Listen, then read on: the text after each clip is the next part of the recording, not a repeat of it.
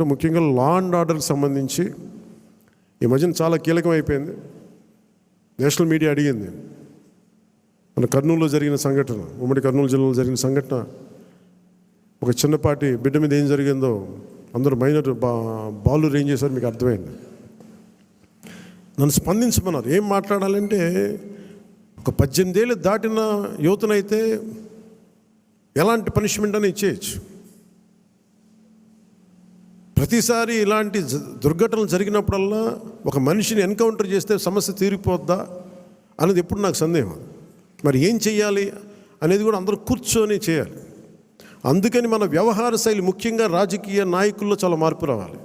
వీరి భాషా వ్యవహారాలు ఇష్టం వచ్చినట్టు తిట్టేసి, ఇష్టం వచ్చినట్టు బూతులు తిట్టేస్తే, నాయకుల్ని రౌడీల్ని పెంచి పోషిస్తే చిన్నపిల్లలకు కూడా అది ఆలవాలం అయిపోయింది. అందుకని లా అండ్ ఆర్డర్ విషయంలో మీరు చాలా టఫ్గా ఉండండి. మన ఎమ్మెల్యేలందరికీ చెప్తా ఉన్నాను, మన ఎంపీలందరికీ చెప్తున్నాను, చాలా చాలా బలంగా ఉండండి, అన్కాంప్రమైజింగ్ ఉండండి లా అండ్ ఆర్డర్ సంబంధించి. అలాగే విద్యా వ్యవస్థలో కూడా మనం నెక్స్ట్ మీటింగ్లో ఎప్పుడు కూర్చున్నప్పుడు దీనికి సమాజం కూడా మారాలి, కొంత బాధ్యత తీసుకోవాలి.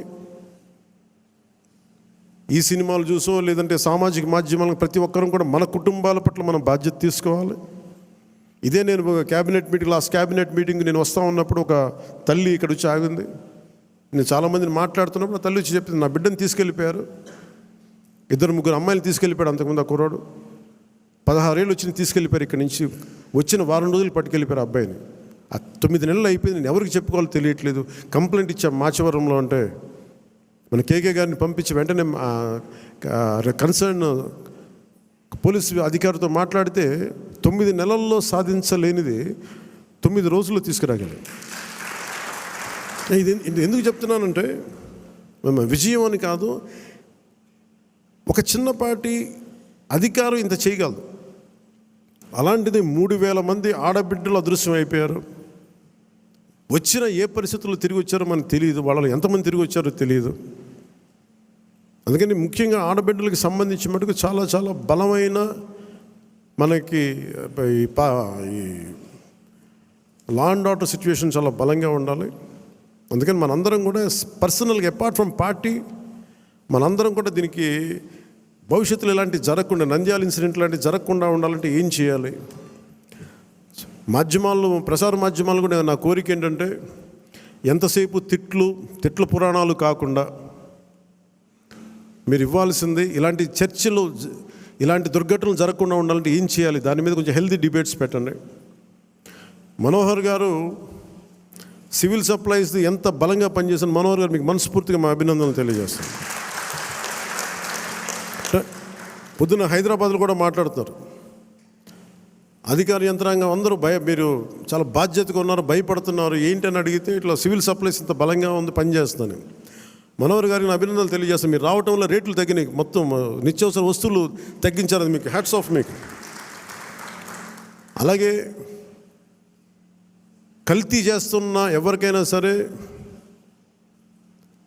మనకి పౌర సరఫరాలకు సంబంధించిన, పబ్లిక్ డిస్ట్రిబ్యూషన్ సంబంధించిన రైస్ని, అక్రమ ఎగుమతుల్ని ఖచ్చితంగా బలంగా ఎదుర్కొంటాం. నాకు మన నాయకులందరికీ కూడా నా విన్నపం, ఎవరిని కూడా వైసీపీ నాయకుల్ని కానీ ప్రత్యర్థి పార్టీకి సంబంధించిన ఎవరు కానీ వాళ్ళు మన శత్రువులు కాదు. వాళ్ళు ఇంక్లూడింగ్ వైసీపీ కూడా మనకు శత్రువులు కాదు, మన ప్రత్యర్థులే. రాజకీయ పార్టీ వాళ్ళు మన శత్రువులుగా పరిగణించవచ్చేమో నాకు తెలియదు, అలాగే చేశారు వాళ్ళు, కానీ మనం వాళ్ళని శత్రువులుగా పరిగణించట్లేదు. ఈ మెసేజ్ మీరు దయచేసి లోతుగా మీరు అర్థం చేసుకోవాలి. వాళ్ళని పీడించడం కానీ, వాళ్ళు చేసిన తప్పులు మనం చేయకూడదు. అలా అని చెప్పి మనం ఏం చేతులు కట్టుకుని ఏం లేవు. వాళ్ళు చేసిన తప్పులు ఉంటే చట్టం ప్రకారం మన పివి నరసింహారావు గారు ఉటంకించినట్టుగా మన పిఠాపురం సభలో కూడా చెప్పాను, చట్టం ఏ పనులు చేయాలో ఆ పనులు చేసుకెళ్ళిపోతూ ఉంటుంది. కానీ కక్ష సాధింపుగా కూర్చోబెట్టి వాళ్ళని వేధించడం కానీ, సామాజిక మాధ్యమాల్లో నిందించడం కానీ, అలాగే ఎవరిని కూడా వ్యక్తిగత దూషణకి దూరంగా ఉండమని నేను అందరినీ కోరుకుంటా ఉన్నాను. నిజంగా యుద్ధం వస్తే మటుకు, గొడవే వస్తే మటుకు అది వెనకాడం, అది మీ అందరికీ తెలుసు. భావంలో ఉండే ఉన్న తీవ్రత మనకు భాషలో చూపించక్కర్లా. చాలా మర్యాదగా మాట్లాడదాం, అన్నీ చేద్దాం. కానీ మీరు అందుకు ఇందాక మనోహర్ గారు చెప్తున్నప్పుడు కూడా సబ్జెక్ట్ అవగాహన ఉన్నప్పుడు, దానికి లాజిక్ అండ్ రేషనాలిటీ, దానికి రెటారిక్ యాడ్ అయినప్పుడు దాని తిరుగులేని ఆయుధం. దానికోసం తీవ్ర పదజాలం కానీ పరుష పదాలు కానీ మనం వాడాల్సిన అవసరం లేదు. అలాంటి భవిష్యత్తులో అలాంటి సమస్యలే వస్తే ఎప్పుడు మనకి పోరాటానికి సిద్ధంగా ఉన్న పార్టీ అది. పదవులను కూడా పక్కన పెట్టి ముందుకెళ్తాం, అలాంటి బలంగా నిలబడగలం. ఈ ప్రజాస్వామ్యాన్ని ఇప్పుడు ఈరోజు నేను రివ్యూస్ చేస్తూ ఉంటే ప్రతి చోట ఎంత అడ్డగోలుగా డబ్బులు ఖర్చు పెట్టేశారు, దోచేశారంటే పంచాయతీరాజ్ లెక్కలు చూస్తూ ఉంటే గుండె చెరువైపోతాం. 200 కోట్లు కనీసం పే చేయలేని పరిస్థితుల్లో ఒక 40 కోట్లు పే చేస్తే చాలా పెద్ద ప్రాజెక్టులు అయిపోతాయి. ఒకవైపు ఏమో ఋషికొండ లాంటి ప్యాలెస్కేమో 600 కోట్లు ఖర్చు పెడతారు. అది వాళ్ళ కోసం కట్టుకున్నారా, గెస్ట్ హౌస్లకి, అది వాళ్ళ కథ అది. కానీ ఎప్పుడు ఏది ఖర్చు పెట్టాలి, ఎంత ఖర్చు పెట్టాలి అనే విఘ్నత లేదో వీళ్ళందరికీ అనిపించింది.